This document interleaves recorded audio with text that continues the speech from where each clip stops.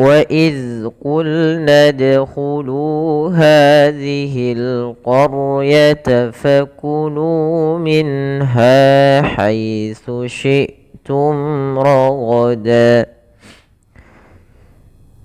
فكلوا منها حيث شئتم رغدا وادخلوا الباب سجدا وقولوا حطة نغفر لكم خطاياكم وسنزيد المحسنين.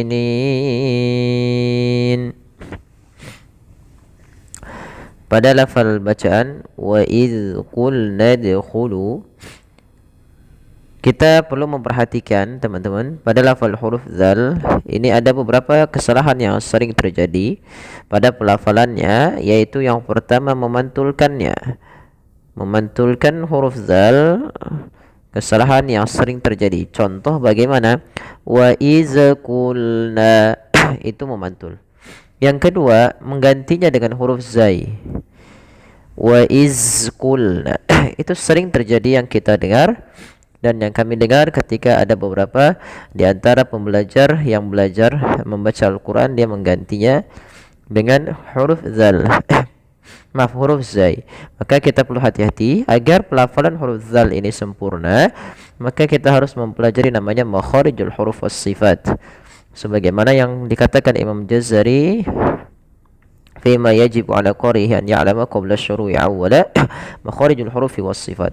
Maka yang pertama adalah kita mengetahui tempat keluar daripada huruf zal itu. Zal tempat keluarnya adalah dari ujung lidah kita menempel dengan gigi dari atas. Wa iz, seraya dia kita memiliki sifat yang namanya rokhawah, mengalir suaranya.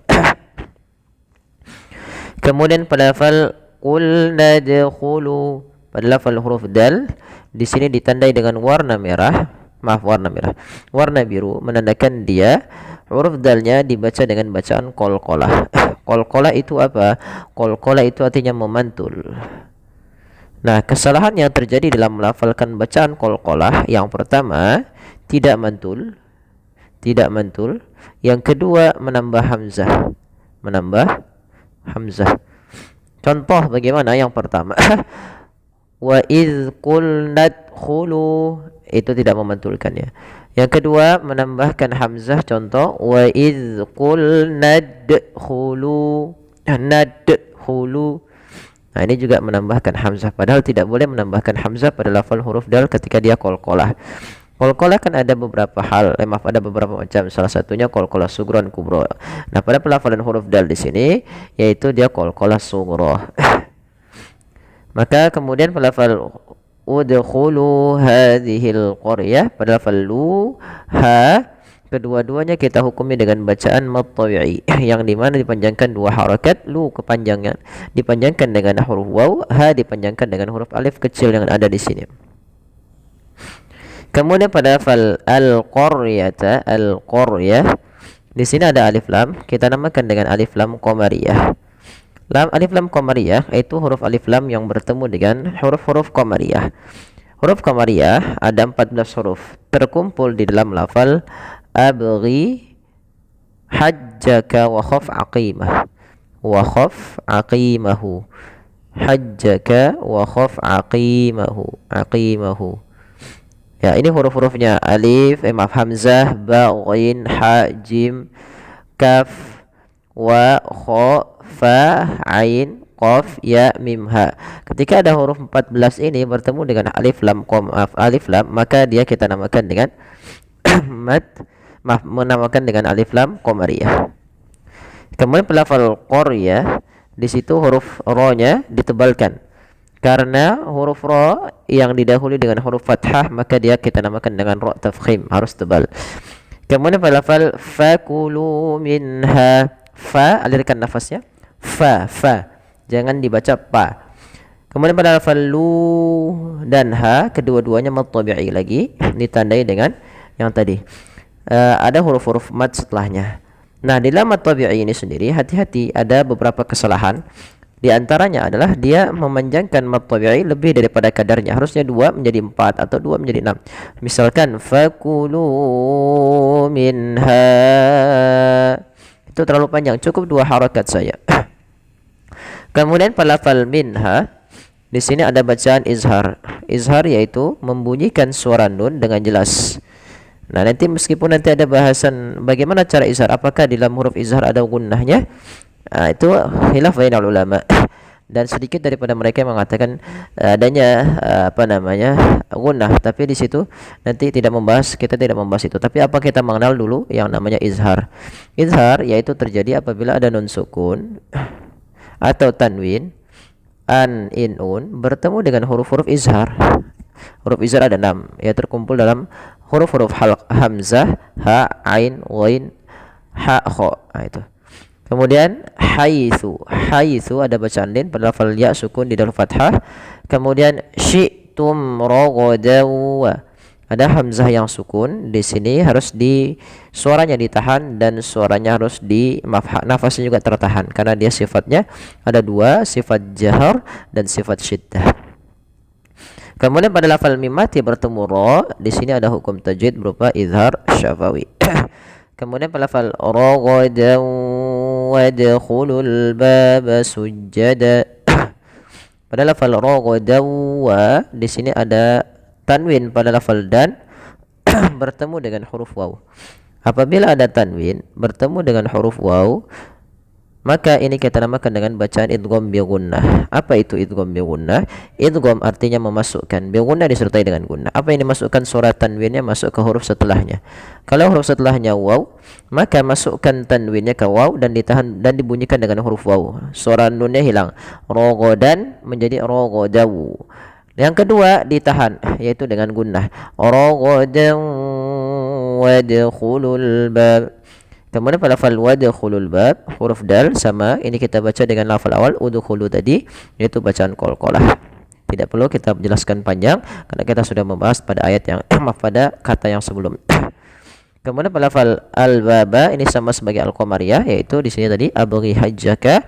Kemudian pada lafal baba ada mad tabi'i fathah bertemu dengan alif, panjangnya 2 harakat. Kemudian sujjadan wa qulu, sama pada lafal sujjadan wa qulu ada bacaan idgham bi gunnah. Ditandai dengan apa? Ditandai dengan adanya huruf yang berharakat fathatain bertemu dengan huruf waw di sini. Ya. Maka cara membacanya sama seperti ragadawa. Pertama masukkan dulu ke huruf waw tanwinnya, kemudian ditahan sepanjang 2 harakat. Sujjadan wa qulu hittatun naghfir lakum. Kemudian pada lafal ku dan lu ada mad tabi'i lagi. Ku dipanjangkan dengan huruf waw sukun, lu dan dipanjangkan dengan waw sukun.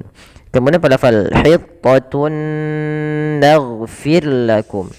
Huruf ta, di sini ada huruf tanwin bertemu dengan na. Sama hukumnya sebagaimana ketika bertemu dengan huruf waw, yaitu idgham bi gunnah. Masukkan tanwinnya ke huruf nun dan ditahan suara nunnya. Kemudian pada lafal huruf ghain tidak boleh mantul. Nah, kesalahannya terjadi memantulkan ghain. Naghfir lakum. Nah, ini kurang atau salah karena huruf ghain tidak boleh mantul. Kemudian pada lafal lakum khotoyakum ada mim mati bertemu kha, maka ini kita namakan dengan bacaan izhar syafawi, jelas suara mimnya. Kemudian pada lafal khotoyakum, ta dan ya sama panjangnya 2 harakat, yaitu dibaca dengan bacaan mad tabi'i. Kemudian wasanazidul muhsinin. Zi ada mad tabi'i kasrah bertemu ya. Al muhsinin ada alif lam. Ini alif lamnya sama yang dengan di atas, yaitu alif lam qamariyah.